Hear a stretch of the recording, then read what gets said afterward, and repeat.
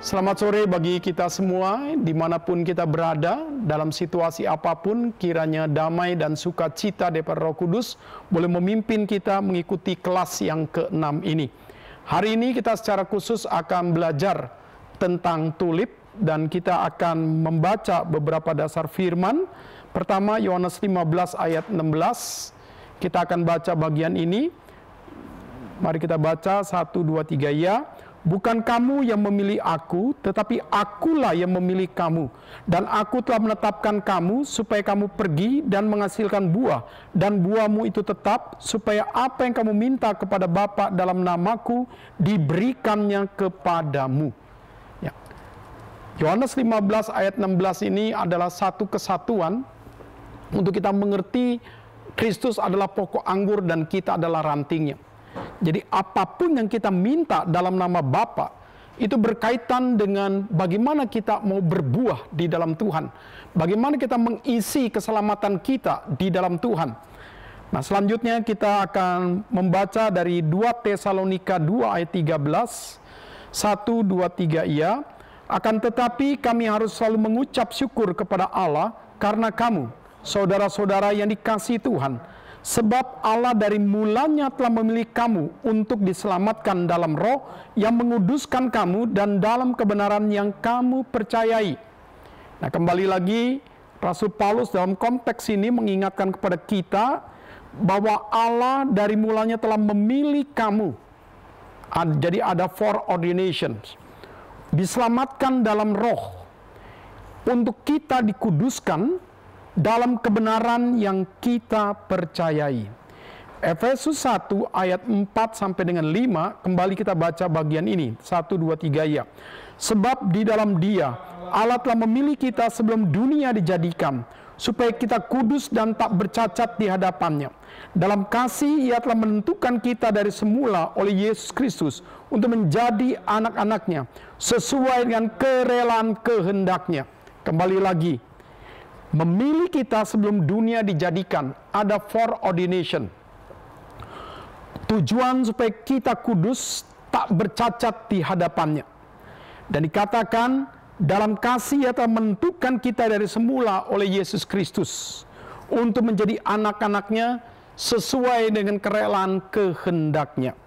Kita masuk dalam pendahuluan kita. Apakah dosa merusak kemampuan rasio, emosi, dan kehendak manusia? Ada yang mengatakan total depravity, sungguh-sungguh rusak secara total rasio kita, emosi kita, kehendak kita. Tapi ada juga yang mengatakan tidak, seperti misalnya Irenaeus, Thomas Aquinas, Arminius mengatakan tidak bersifat total rusak. Bagaimana kita bisa tahu semua itu? Nanti kita akan belajar bagian ini. Apakah Allah tidak adil karena ada yang dipilih untuk diselamatkan dan ada yang tidak diselamatkan? Di mana kasih Tuhan dalam bagian ini? Ketiga, apakah kematian Yesus Kristus disalib terbatas untuk orang-orang pilihannya saja? Dan kalau ini terbatas untuk orang-orang pilihannya saja, kenapa kita mengatakan Kristus mati untuk semua orang? Apakah kematian Kristus bersifat universal dan bukan bersifat terbatas? Keempat, jika keselamatan bersifat anugerah, kenapa ada orang yang berani menolak anugerah keselamatan ini? Bukankah ini sesuatu panggilan yang luar biasa jikalau kita boleh sungguh bisa hidup dalam jaminan kekal setelah kita mati? Kenapa ada orang yang menolak? Apakah jikalau anugerah Tuhan bisa ditolak, ini menunjukkan kuasa Tuhan tidak punya satu yang efektif? Nah, nanti kita juga akan bahas bagian ini. Yang terakhir, apakah keselamatan itu pasti atau bisa hilang? Dalam konteks manusia punya kebebasan, manusia punya pilihan, dan manusia punya kedaulatan. Jadi manusia punya kebebasan, manusia punya pilihan, manusia punya kedaulatan. Dan apakah yang dikatakan oleh Arminius bahwa keselamatan tergantung oleh manusia itu benar adanya?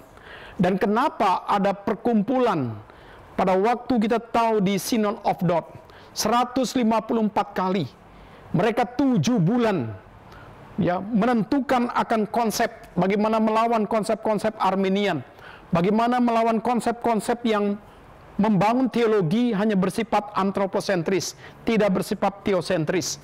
Dan 7 bulan rapat sinode itu, dan 150 kali mereka bertemu, akhirnya dihasilkanlah satu konsep, yaitu tentang tulip.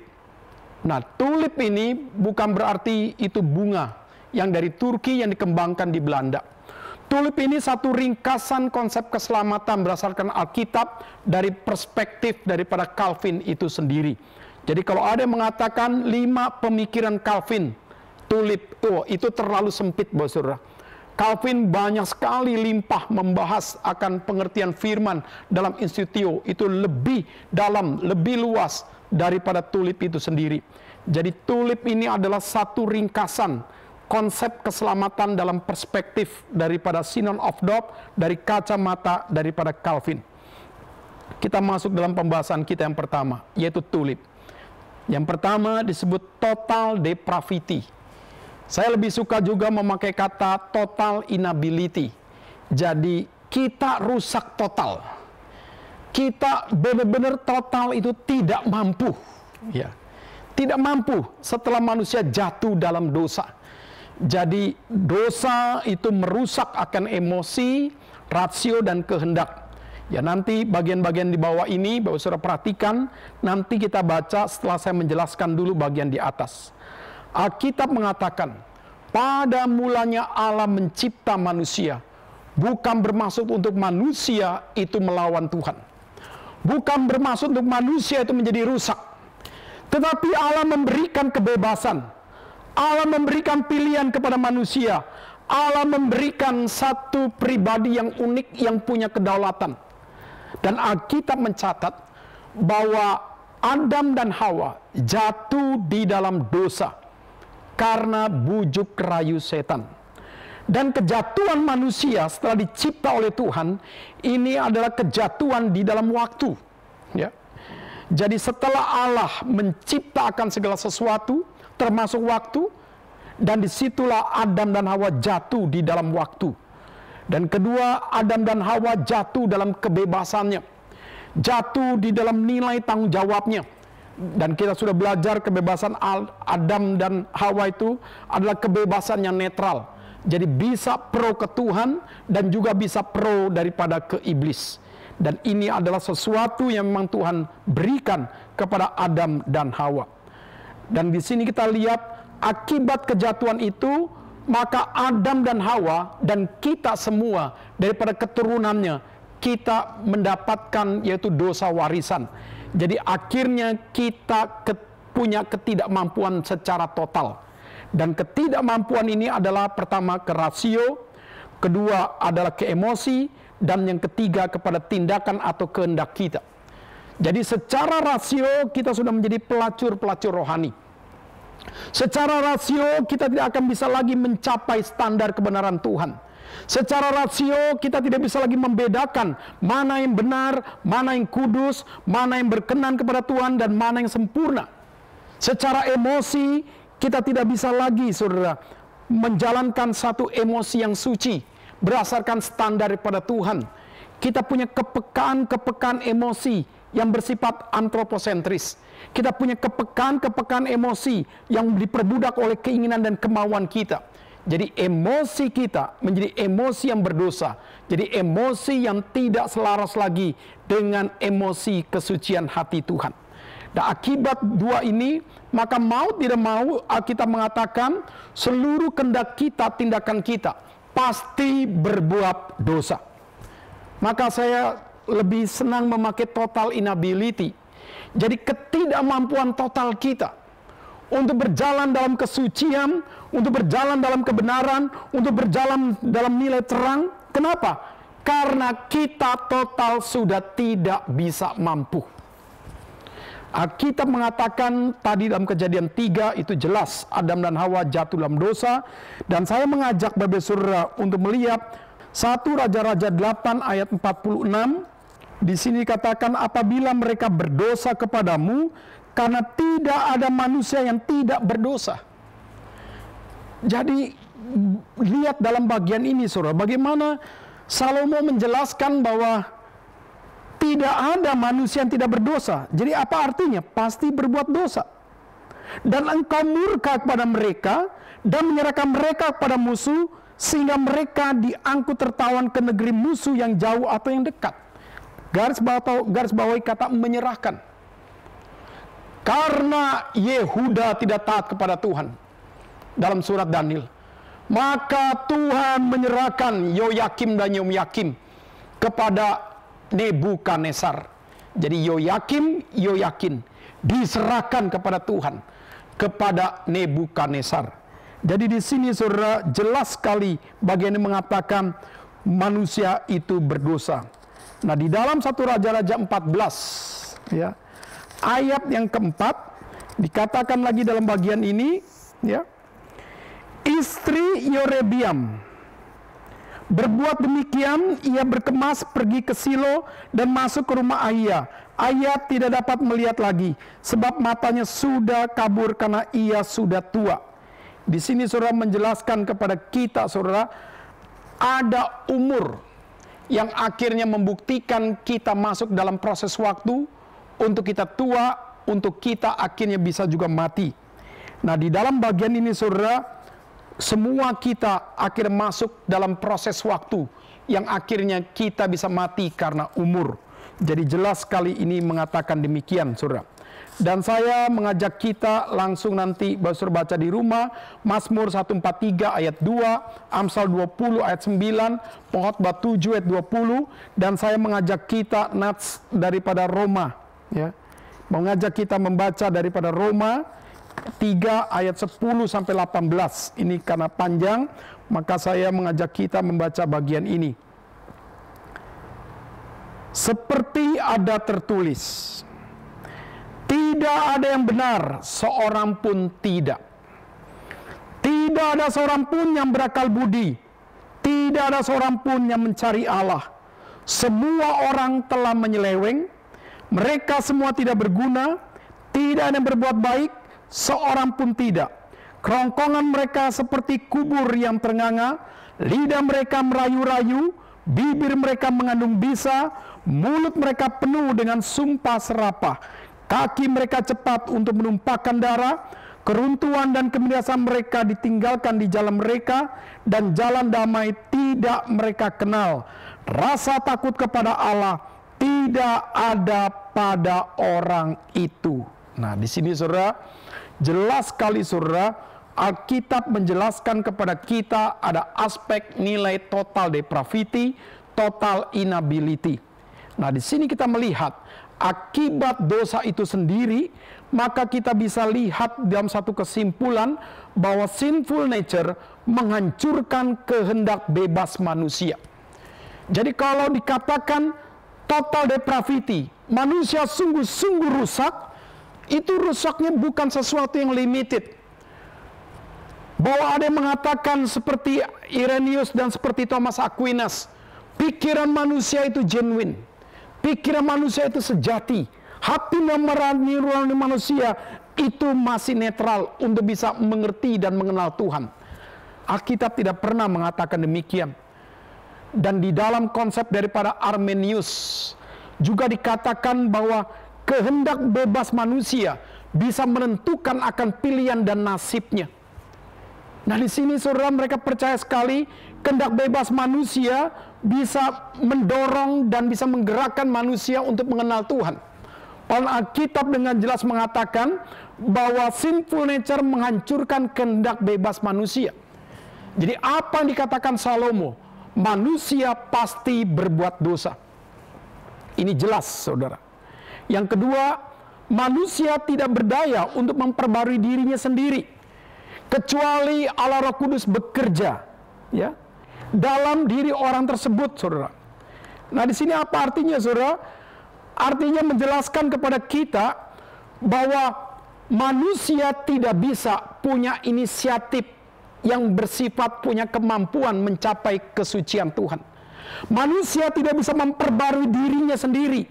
Orang yang berdosa menjadi orang suci karena dia punya kebaikan, karena dia punya kemurahan, karena dia punya nilai sosial, tidak bisa. Manusia yang disebut musuh Tuhan, untuk berdamai dengan Tuhan, dikasih korban-korban bakaran.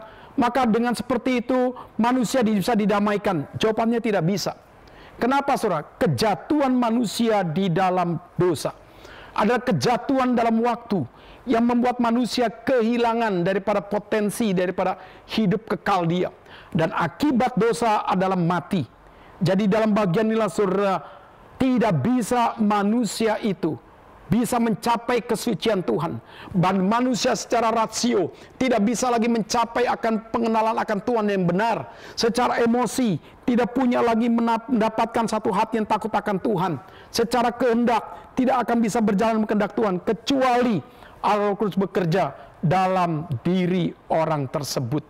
Ketiga, kejatuhan manusia dalam dosa mendatangkan hukuman dan kematian yang bersifat sementara pada waktu kita belum mati. Dan pada waktu kita masih hidup, semua orang berdosa, dikatakan Yesaya 59 yang kedua, kita terpisah daripada Tuhan.